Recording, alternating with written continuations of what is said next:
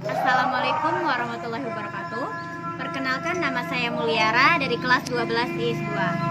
Baiklah, pada sore hari ini, pada tugas mata pelajaran sejarah dunia, saya ditugaskan untuk mempresentasikan hasil poin-poin saya yang berjudul Berkembangnya Industri di Indonesia dan dampaknya terhadap kehidupan ekonomi Indonesia dan pengaruh adanya ilmu pengetahuan teknologi di Indonesia. Baiklah, saya akan mulai mempresentasikan hasil PowerPoint saya tersebut.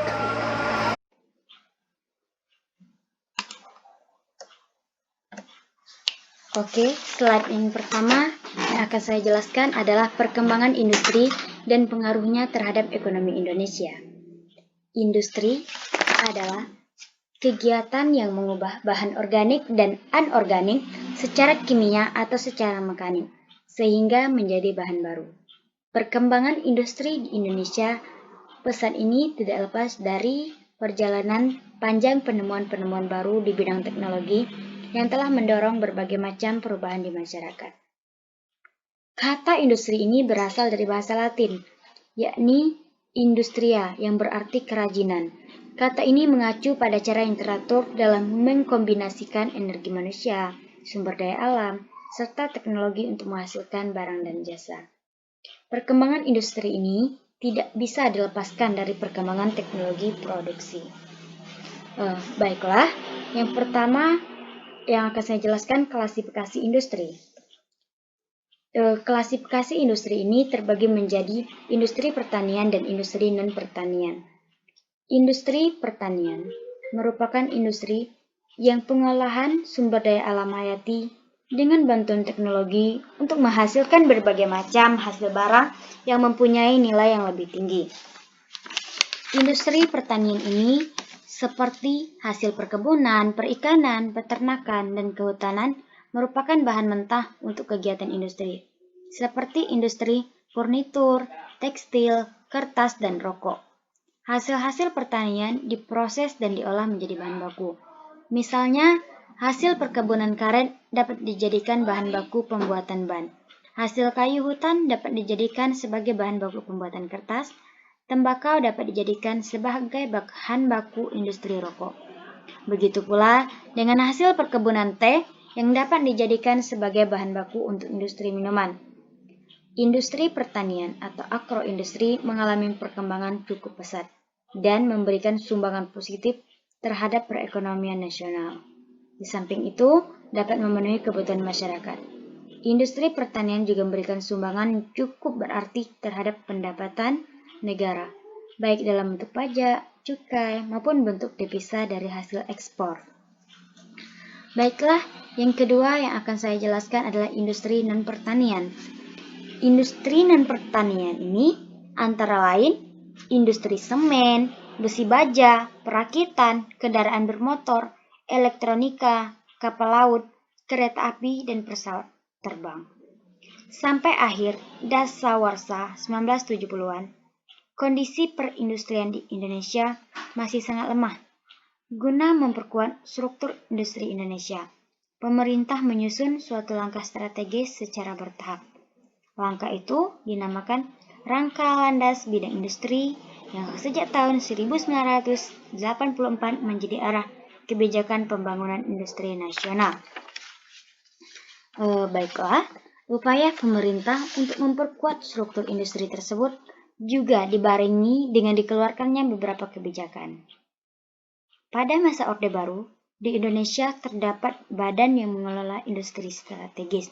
Namanya Badan Pengelola Industri Strategis atau dikenal dengan sebutan BEPIS. Industri yang di bawah pengelolaan BEPIS adalah sebagai berikut. A. PT Krakatau Steel memproduksi besi dan baja. B. PT Dirgantara Indonesia memproduksi pesawat terbang. C. PT PAL memproduksi kapal laut. D. PT Pindad memproduksi senjata dan amunisi. E. PT Dahana memproduksi bahan peledak. F. PT Inka memproduksi kereta api dan peralatan-peralatan pendukungnya. G. PT Berata memproduksi mesin dan manufaktur. H. PT Inti memproduksi peralatan komunikasi. I. PT Boma Bisma Indra memproduksi generator mesin-mesin di industri. J. PT Len memproduksi perangkat lunak komputer. Baiklah, poin yang kedua yang akan saya jelaskan setelah klasifikasi industri ini, dampak adanya industrialisasi. Apa itu industrialisasi? Industrialisasi merupakan fenomena modernisasi yang ditandai oleh pemikiran ekonomi rasional. Pemikiran ini mengarah pada kapitalisasi. Industrialisasi dapat pula dilihat sebagai proses budaya. Dalam proses ini, dibangun masyarakat dari pola hidup agraris tradisional menuju masyarakat berpola hidup atau berbudaya industri. Perubahan tersebut meningkatnya pendapatan per kapita masyarakat di berbagai daerah, khususnya di kawasan industri. Dampak positif adanya industrialisasi adalah tercapainya efisiensi dan efektivitas kerja. Adapun dampak negatif yang ditimbulkan dari industrialisasi ini antara lain terjadinya kesenjangan ekonomi dan sosial yang ditandai oleh kemiskinan dan munculnya patologi sosial seperti kenakalan remaja dan kriminalitas. 4. Selanjutnya yang ketiga, pengaruh perkembangan industri terhadap perkembangan ekonomi Indonesia. Industri ini memasuki kehidupan bangsa Indonesia sejak dekade 1920-an. Pada masa itu, hampir semua industri modern Indonesia dimiliki oleh orang asing. Industri kecil yang berkembang saat itu hanyalah industri rumah tangga, seperti penggilingan padi dan tekstil. Pada saat yang sama, hanya ada 2 perusahaan besar modern, yaitu pabrik rokok milik British American Tobacco atau BAT dan perakitan kendaraan bermotor yang bernama General Motor Car Assembly atau GMCA. Gairah industri baru berhasil dibangkitkan setelah 2 undang-undang dalam bidang penanaman modal diberlakukan pada tahun 1967 dan 1968. Sejak tahun 1978, sumbangan sektor industri bagi PDB kembali menembus angka 10% sampai pertengahan tahun 1980-an. Industrialisasi Indonesia dihasilkan ekspor migas semakin goyah. Industri Indonesia berubah ke arah ekspor.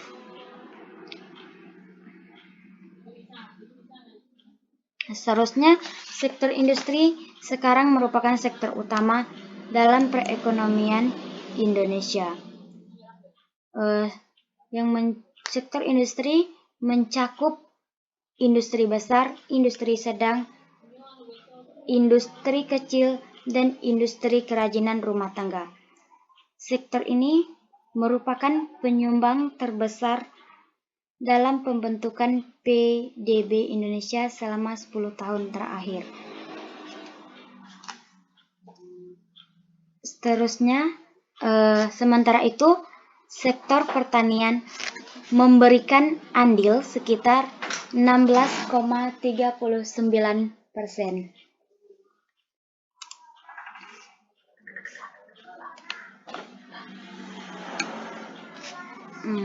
Selanjutnya, yang slide yang kedua yaitu dampak penerapan iptek terhadap lingkungan hidup.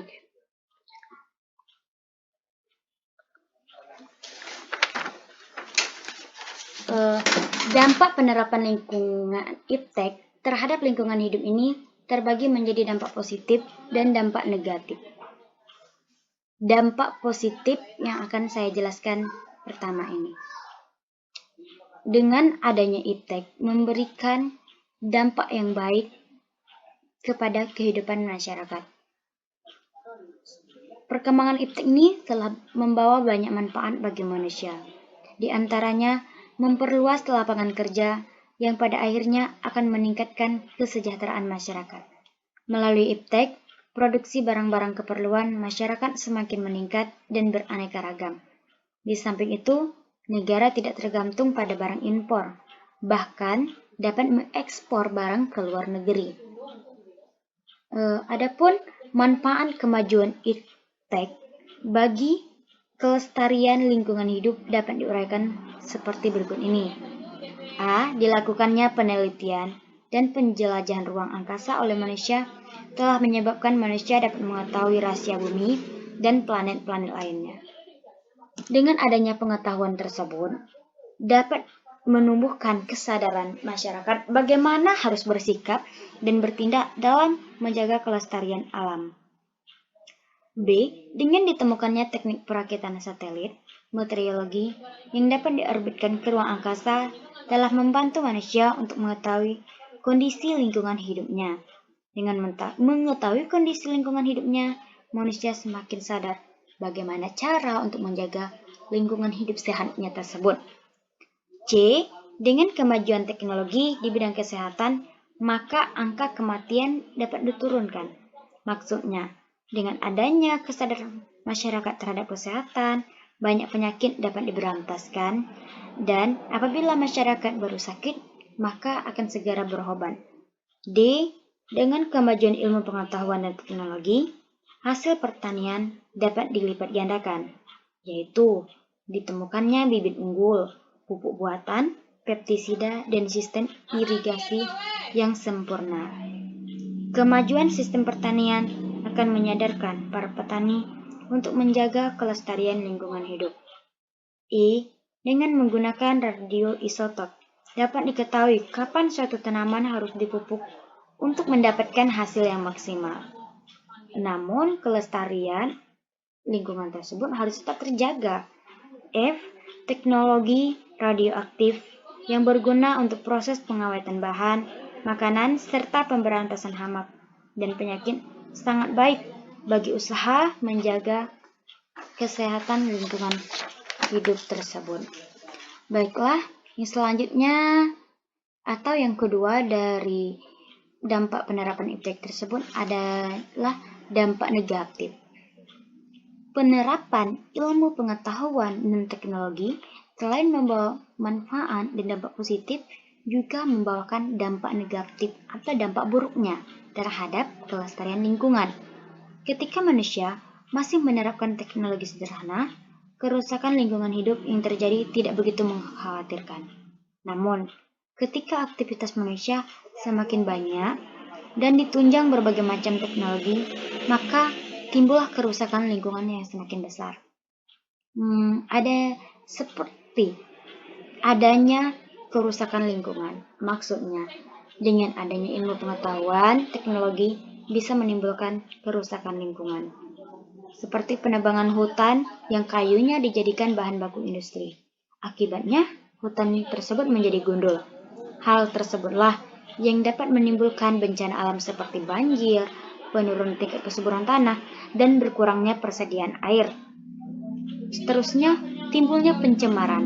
Maksudnya, dengan adanya industri atau penerapan ilmu pengetahuan teknologi, banyak masyarakat yang menyebabkan polusi, penyebaran air, alam, dan udara tersebut yang membuat kesehatan masyarakat menjadi berkurang. Seperti disebabkan pembuangan limbah industri ke perairan tanpa diolah terlebih dahulu. Yang ketiga, upaya menjaga kelestarian lingkungan hidup. Tentu, dengan adanya dampak iptek tersebut, kita harus mengetahui bagaimana cara untuk menjaga kelestarian lingkungan hidup. Teknologi ini sangat berperan dalam lingkungan hidup bagi masyarakat. Industrialisasi menandai era kehidupan modern dengan penerapan mesin hasil teknologi tinggi. Teknologi ini dapat mempermudahkan cara manusia. Kita sebagai manusia wajib untuk memelihara lingkungan hidup. Merusak lingkungan hidup sama artinya merusak diri sendiri.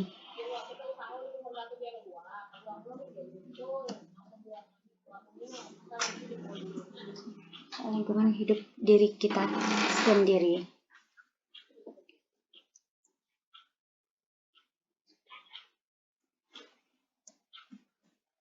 Oke, terima kasih.